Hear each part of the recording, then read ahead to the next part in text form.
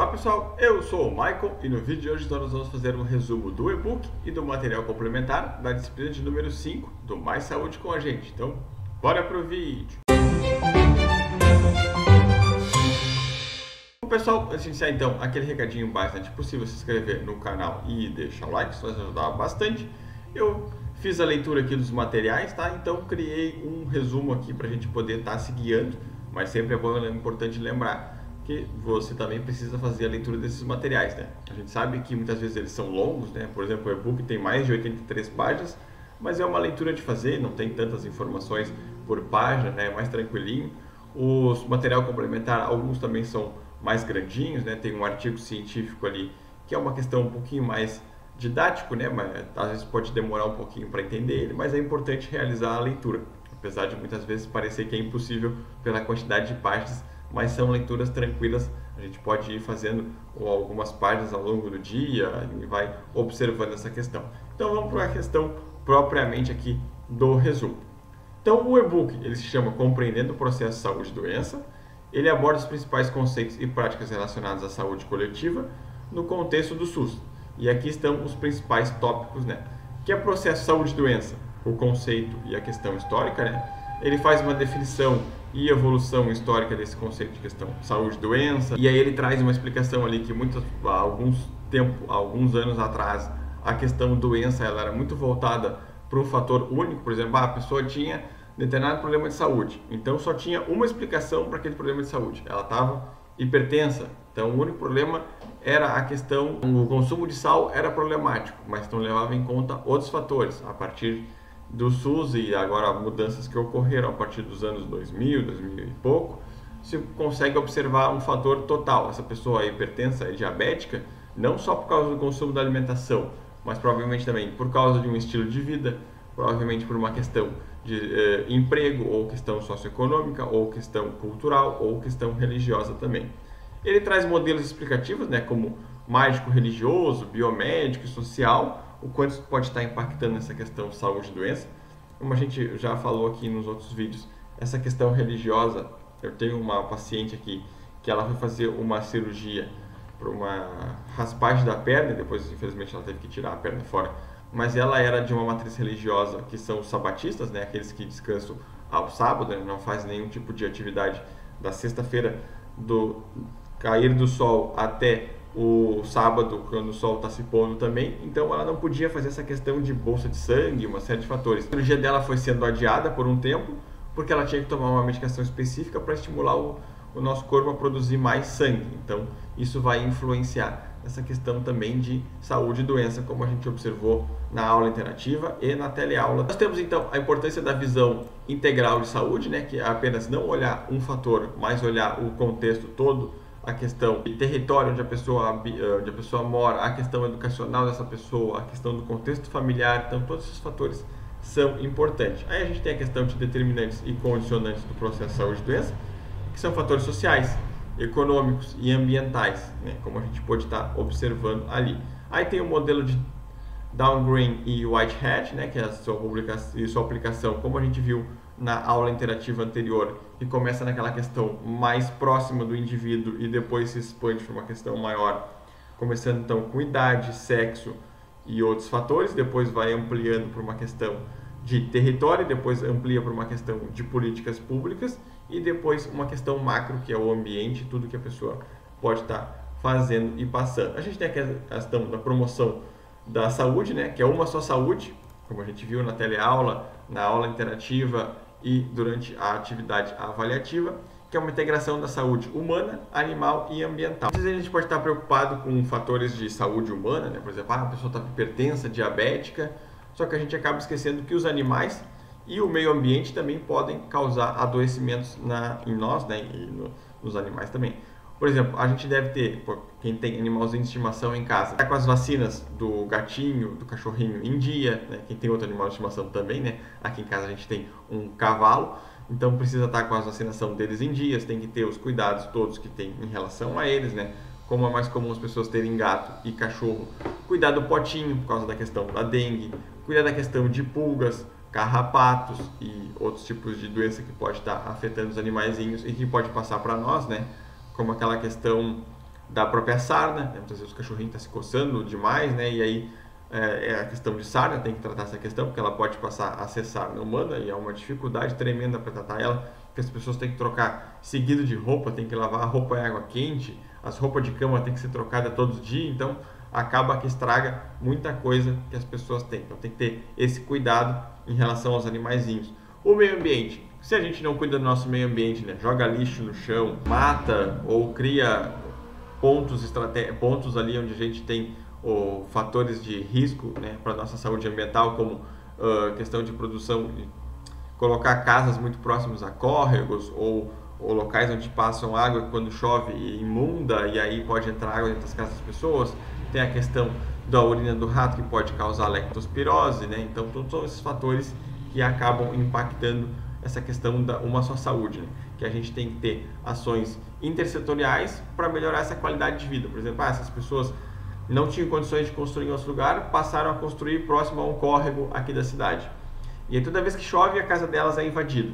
E elas perdem tudo, pode ter agravos na sua questão de saúde. Então o município, junto com o governo estadual e o governo federal, vão procurar recursos para construir condomínios para essas pessoas, ou casas para essas pessoas. É uma forma de ação intersetorial. Aqui na minha comunidade tem um problema muito grande que as pessoas descartam lixo de forma irregular. A entrada do mato aqui, ou propriamente dentro do mato, tem muito lixo descartado. Chega a ter televisão, sofá, resto de móveis, sacolas, garrafas, lata de tinta. Então a gente tem que fazer uma ação social intersetorial dentro da própria escola, né? Mostrando e conscientizando as crianças, para eles tentar conscientizar os adultos. E ações de limpeza, por mais que as pessoas digam que é burrice fazer, porque as pessoas vão jogar de novo, mas provavelmente se a gente fizer, talvez alguém perceba que aquilo não é o certo e não jogue mais. A gente entrega material informativo, dizendo que aquilo é prejudicial porque aumenta a produção e a condição de mosquito na região, né? Quanto mais lixo, mais mosquito, ou roedores, ou outros problemas que possam estar acontecendo. Por isso que essas ações que envolvem mais de um local são muito importantes nessa questão da uma só saúde. A gente tem a questão de prevenção de doenças, né? Como conceito de níveis, que é a atenção primária, aquela que a gente atua mais direto ali, como a gente viu na aula interativa, né? Que é a questão da vacinação, o cuidado em recomendar a prática de atividade física. Questão secundária, que é quando o posto de saúde passa a detectar questões de doença. Terciária, que é quando a gente passa uma questão de prevenção dessas doenças que já existem através dos grupos que a gente pode fazer na unidade, né? Grupo de hipertenso, de diabético. E a questão propriamente quaternária, que aí já é aquela questão de não ter interferências ou tratamentos múltiplos, né? Como questão de, consultei no médico particular, só que fui para o SUS e o do SUS me trocou totalmente a medicação. Ou eu consultei no SUS e fui para o particular e lá ele trocou toda a medicação porque disse que a medicação estava errada. É a questão de só fazer essa modificação se for realmente algo que impacte a vida da pessoa. E aí um dos exemplos que tem ali, ele traz exemplos práticos e estratégias para cada um desses níveis. Tem a questão de vigilância em saúde, né, que são os 4 tipos, que são a ambiental, epidemiológica, sanitária e trabalhador. E ele destaca a importância então da intersetorialidade, da adoção integrada para melhorar as condições de saúde da população.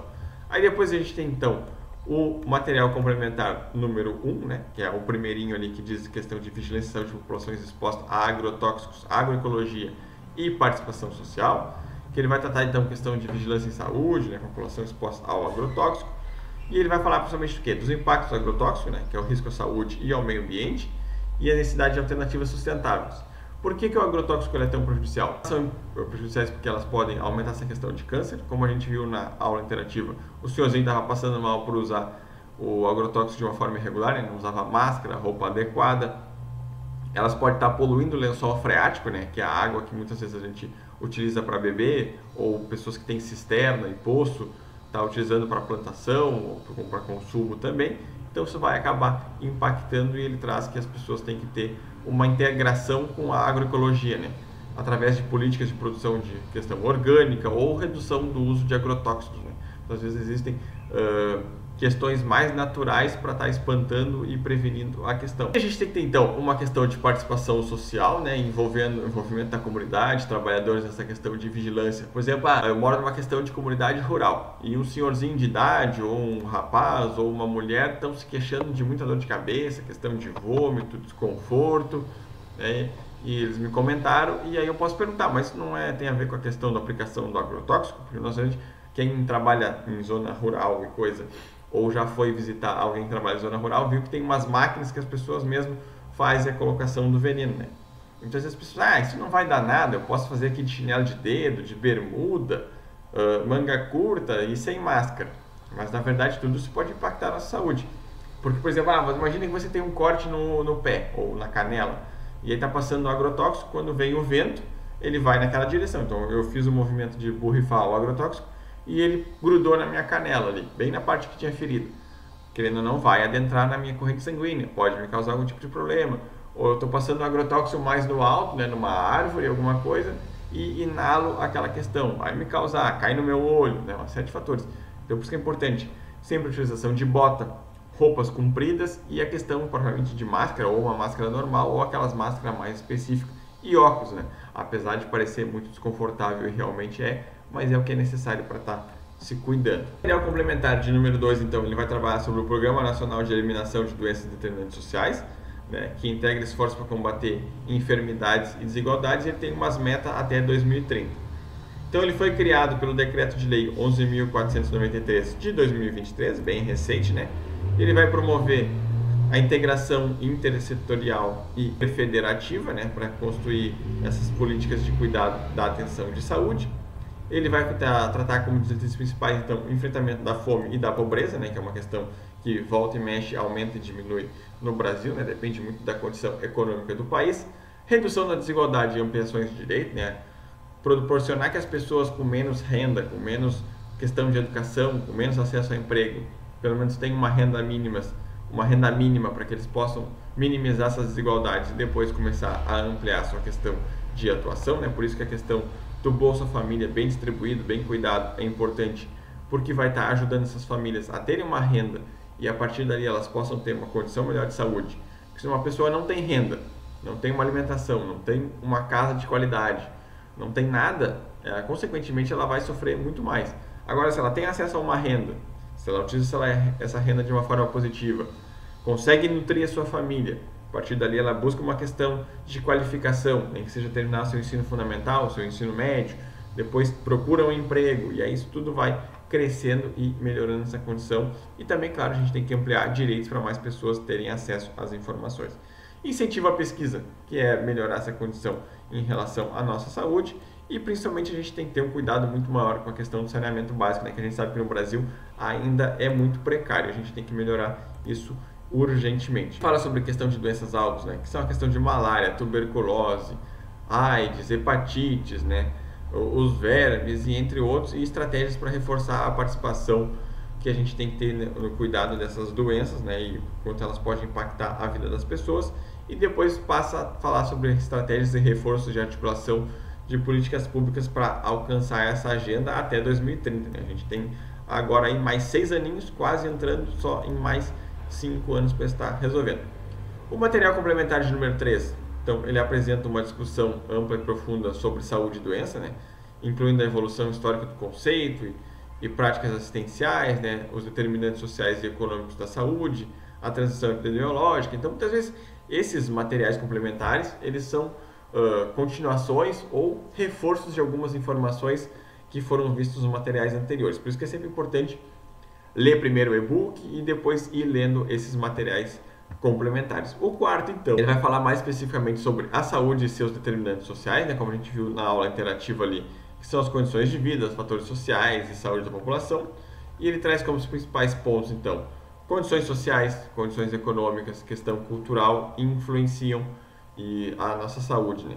Quanto a condição social que a gente tem atualmente influencia, quanto a sua saúde, quanto a sua condição econômica, não só nossa, mas do nosso território, do nosso país, vai estar influenciando na nossa saúde. Ele traz uma questão de histórico de paradigmas, né? A questão do miasmático ao bacteriológico, né? E posteriormente essa questão do enfoque social, que é aquela questão que a gente passou ali, que num primeiro momento a saúde era vista de uma forma, depois ela passou a ser vista apenas de outra, e agora a gente tem essa questão de que ela é feita através do enfoque completo, né? De todos os fatores que envolvem a nossa questão de vida. Tem também sobre a questão de desigualdade em saúde, né, que as injustiças que alguns grupos acabam sofrendo, né, que tem menos condições de acesso à saúde, outros têm mais.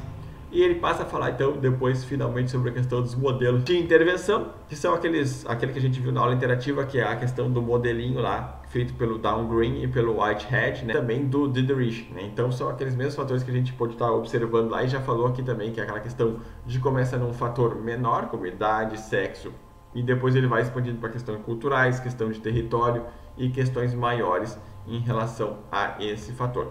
Então tá, pessoal, o vídeo de hoje foi esse. A gente falou sobre o e-book e o material complementar. Eu sempre oriento que o pessoal, se possível, faça a leitura desses materiais para conseguir estar observando e absorvendo mais informações.